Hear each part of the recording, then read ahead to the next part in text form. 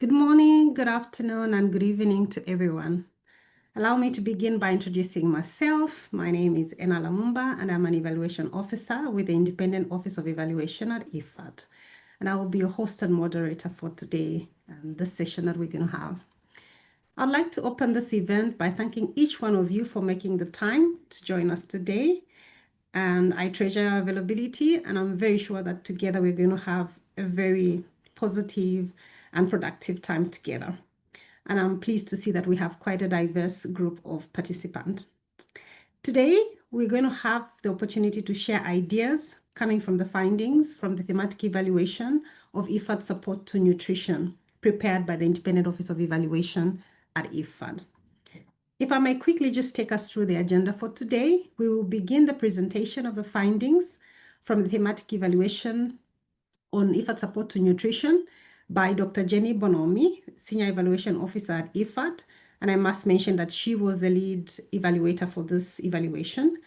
And then that session is quickly going to be followed by a discussion with Dr. Beatrice Ekesa Onyongo, who is the lead global technical specialist for nutrition at IFAD.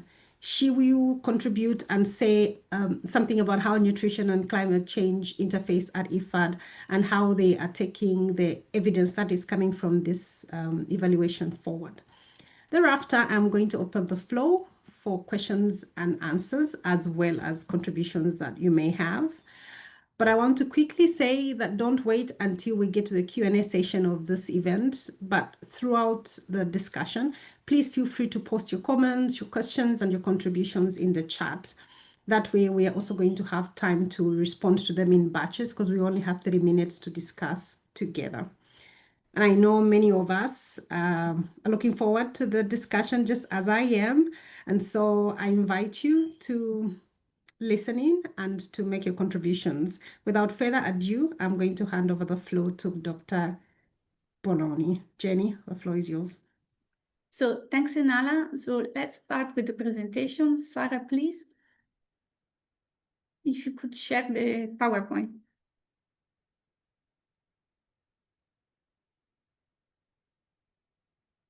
Thanks.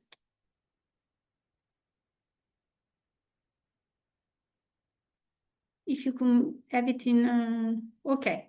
So before starting and present the findings of the evaluation, I wanted to provide some information regarding the context of the evaluation.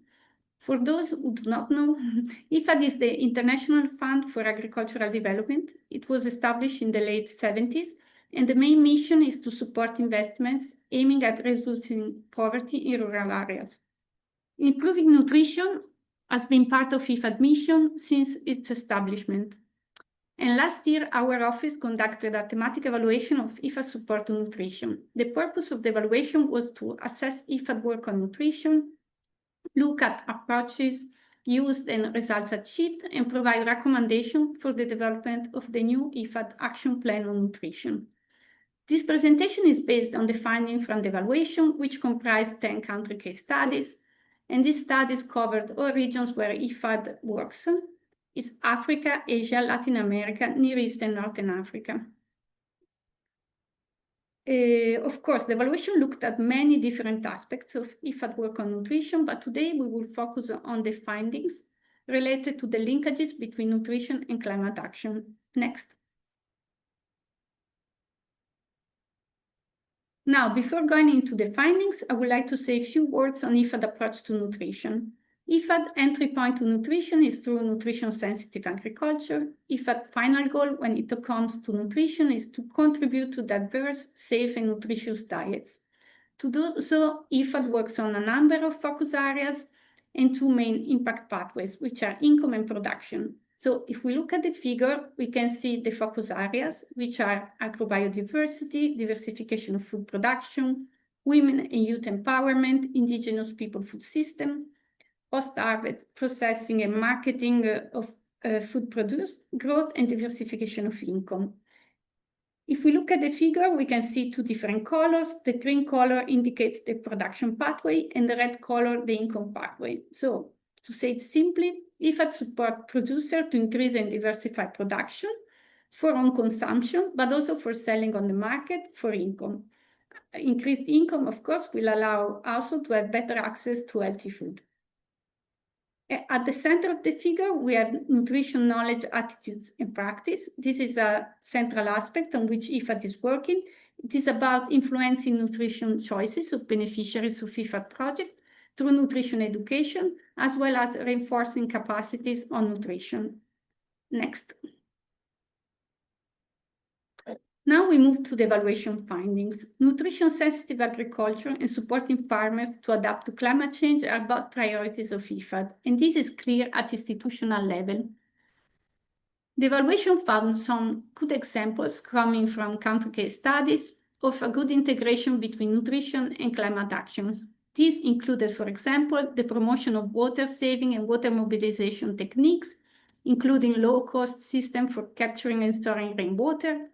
It includes keyhole gardens in arid district of Kenya or Zimbabwe. These are small home gardens aiming at diversification of production, and wasted water is used for irrigation. We also observed the promotion of climate resilience nutrition varieties and the recovery of traditional ecosystems, which is linked to IFAD work with indigenous people.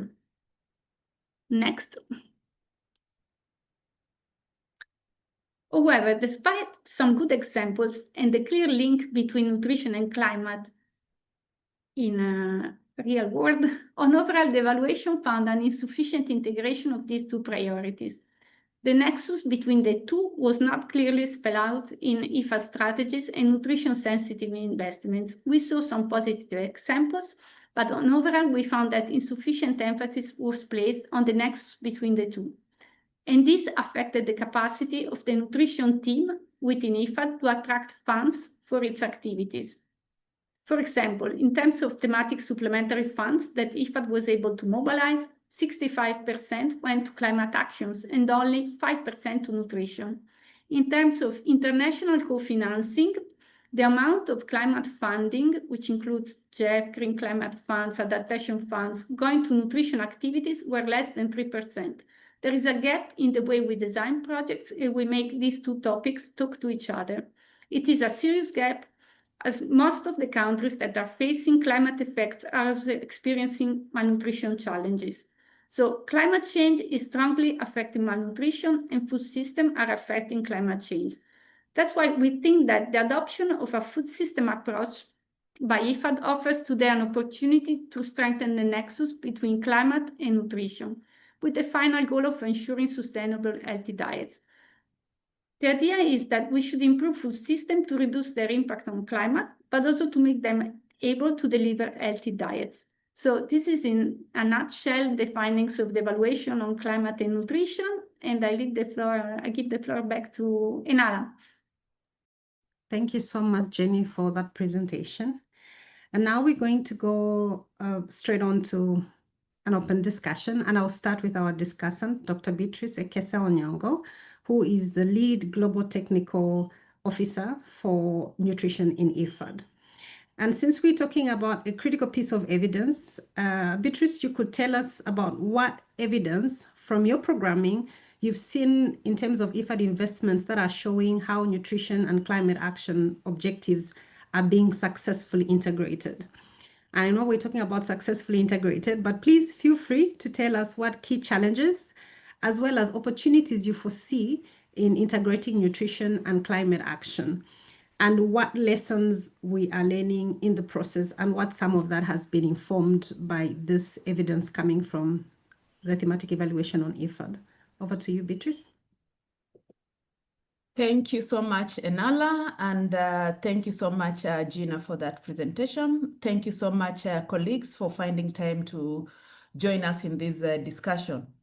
Yeah, maybe before I go to just the evidence, I would like to just indicate that, yes, the results and the recommendations from the evaluation were very, very key for us as IFAD and also as the nutrition team. And I can point to key areas that we really emphasized on is integrating a food systems approach in the way we want to do nutrition mainstreaming across the value chains that are of priority in the governments we work with. So that is one element that we are keenly moving forward with. And then secondly is that looking at malnutrition in all its forms, just to make sure that we're able to respond adequately to the needs that are arising from out here. So the recommendations have played a key role in how we are organizing ourselves. And they came in timely because we are just currently in the process of beginning to work in using a new action plan. Thank you so much. So to go to the evidence, first of all, we know that IFAD has a crucial role as an assembler of finance for investments in rural development. So IFAD combines technical knowledge with the provision of finances that governments need to make a lasting, effective investment in nutrition-sensitive agriculture and food system. So this already puts IFAD as a very good position to influence and make sure there can be change in some of these areas that are intertwined.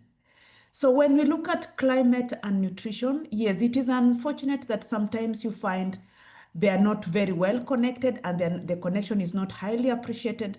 But we've done a lot of work as IFAD to explore these connections and try to generate evidence. An example I can give is the work that IFAD has done with the Organic Center for Development and Innovation.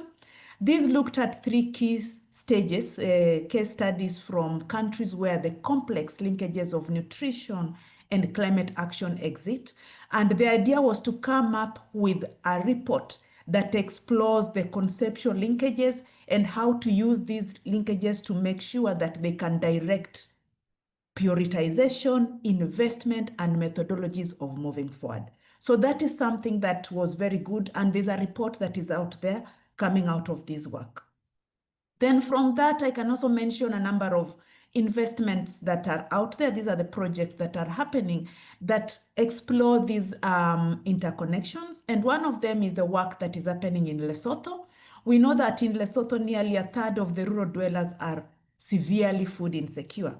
The country is very vulnerable to climate change, and recurrent droughts have already led to sharp reductions in agricultural production.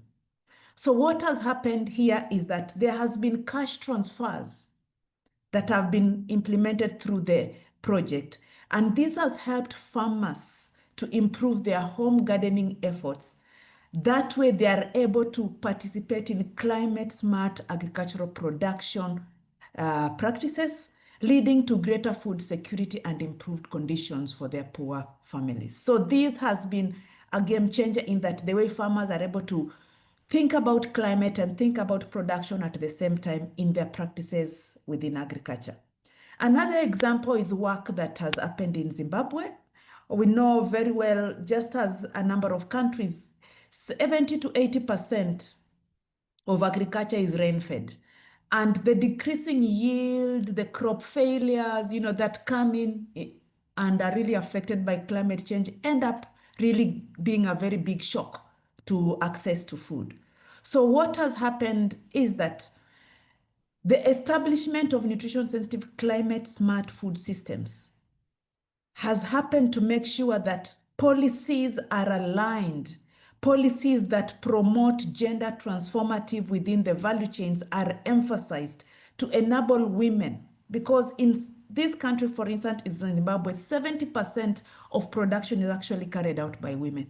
So policies have been enhanced in a way that they are able to support engagement of women in increased participation around production and increased capital that can enable them to actually make decisions and make some good investment in terms of agriculture. So, and with the inclusion of women backed with capacities, then they are able to venture into activities that really strengthen this connection. So we are likely to find that the 70% of the population, which are women that are really participating in production, then they are able to put in place appropriate practices. So this is something that has really also been very, very positive. Another example I can give is a work that was in Kenya, where it fostered inclusive and sustainable agricultural value chain. So this included implementing climate resilient infrastructure for small, medium enterprises, enhancing adaptive capacities against climate change. These utilized solar-powered milk chilling units to reduce post-harvest losses, and it offered a cost sharing on milk transport and smallholder farmers. So by having the solar-powered, you find that the costs of production are reduced, and it's also a sustainable way of utilizing the resources that are available within our environment. So there was also a lot of work on implementing nutrition-sensitive interventions such as hygienic milk practices, training of herders, using coolers that are also powered by solar. That way we are able to tap into a more climate-friendly resource to support food production. And there are a number of examples in Ethiopia, in Angola, that IFAD has been able to engage to support this. So there is evidence out there. Then Enala, to go to what are some of the challenges? Of course, we still have a long way to go when it comes to really connecting these and making it work in the best way possible. And you find that if you look at literature, only 1% of climate-related development finance explicitly mentions nutrition. So meaning there is still great room for improvement. So the most challenge that I see out there is the complex interactions. The relationship between climate change and nutrition is complex, with climate impacts affecting food security, dietary diversity, and nutrition outcomes. But then it also requires comprehensive ways of intervening, meaning that the data that needs to also advise this needs to be collected in a comprehensive way. Can we be able to align areas that are facing malnutrition with areas that are also facing climate change and see what are some of the similarities in this context and how can we exploit or adequately use that particular information to inform decisions that are moved forward. So the challenge is the complexity of the scenario. Secondly, the resource constraints. Of course, there are never enough resources to make sure that the interconnection is adequately funded in terms of financing and even human resources. So having expertise that can clearly understand these linkages and come up with innovative ways of moving. We have experts, but there's still a lot of gap in how we can cover the need that is out there. And then I could also mention policy and institution barriers. And this comes in that we work with the government, and in most cases you find the governments are structured in a way that each ministry or each sector works separately. So bringing this together is still working in progress. So those are some of the challenges. But then this also comes with opportunities. As you said, I could mention just one or two of opportunities. There is a lot of drive in investing in holistic program design. A lot of donors, a lot of development partners are talking about integrated approaches. So this provides an opportunity of moving forward the agenda of strengthening the connection between climate change and nutrition. And then this will eventually contribute to strengthened partnerships. So those are some of the opportunities that I would be happy to mention. And then lastly, you indicated, what about the lessons? What are some of the lessons that we are gathering from this? We have a number of lessons out here, but I could narrow this down to just maybe 2 lessons coming from what we are observing. First of all, meeting these interlinked global challenges requires nothing less than a transformation of our food system. We've had a lot of dialogues, deliberations on transformative food systems. We know these are sustainable approaches. So IFAD is already well placed in that we are implementing our work through a nutrition-sensitive approach. But then we need to make sure that as we work together with all our partners, we are bringing in all these key concepts. What else influences climate? What else influences nutrition? Who are the partners we need to work with? So the lessons is that, can we make sure that we are able to address this global challenge in a more global framework? Think about nourishing people and nourishing the planet. Think about making sure that the ecosystem services are still able to be functional. So that is one key lesson that we are learning. We need to make sure that there is global drive towards a global challenge. The other lesson that we are picking from this is working in a holistic way, and I mentioned this when I was looking at the opportunity, across sectors, making sure that we are able to convey this both at global level, or demonstrate this both at global level, at regional level, and even as we work at country level. Across sectors, to develop integrated food and climate policies, food and climate interventions, food and climate, plans as we move forward, and along the entire food systems for both producers, consumers, policymakers. If we adopt a holistic way of operation, we find that it will make it easy. It will make it easier for us to meet this global or to address the global challenge of both climate change and malnutrition. So thank you so much, Enela. Those are the points that I had. Over. Thank you so much, Beatrice. It was quite enlightening to hear what's happening, where progress is being made, at the same time acknowledging where challenges still exist and what opportunities exist for partnership, as well as opportunities even for doing greater than what has been done before if we don't work in silos.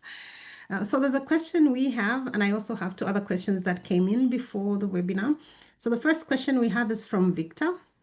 What are the main constraints in the way of breaking silos across sectors, but also across government institutions, policies, and investors?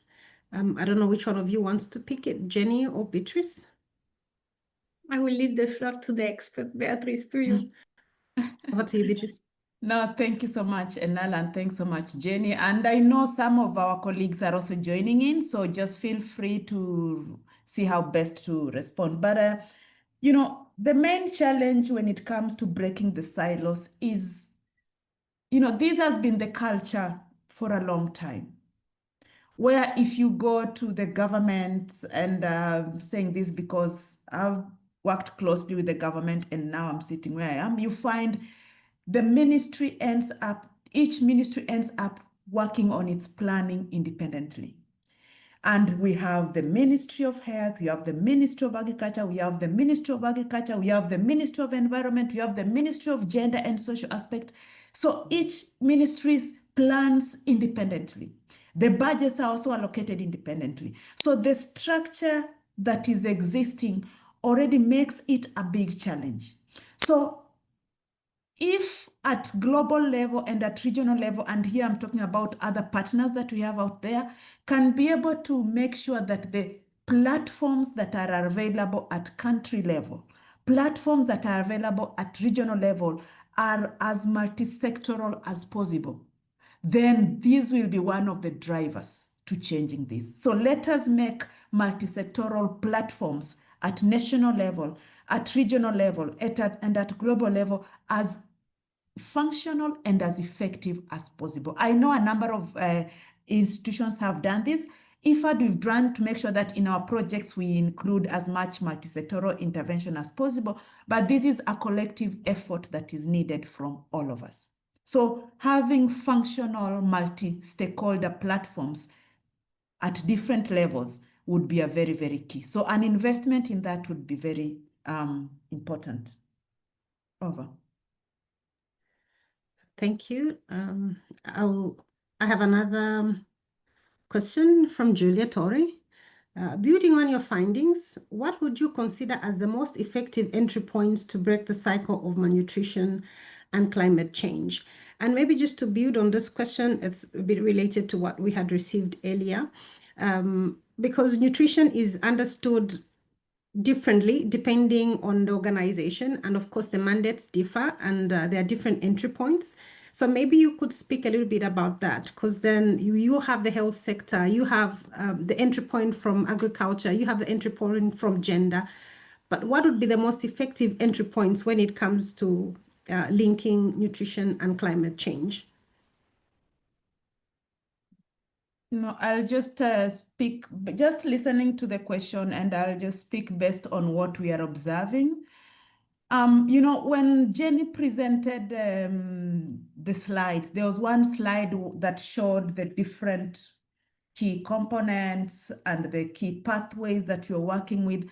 And in the middle there, you saw a lot of issues around knowledge. There's knowledge, attitudes, and practices. So this is at the center because of a particular reason.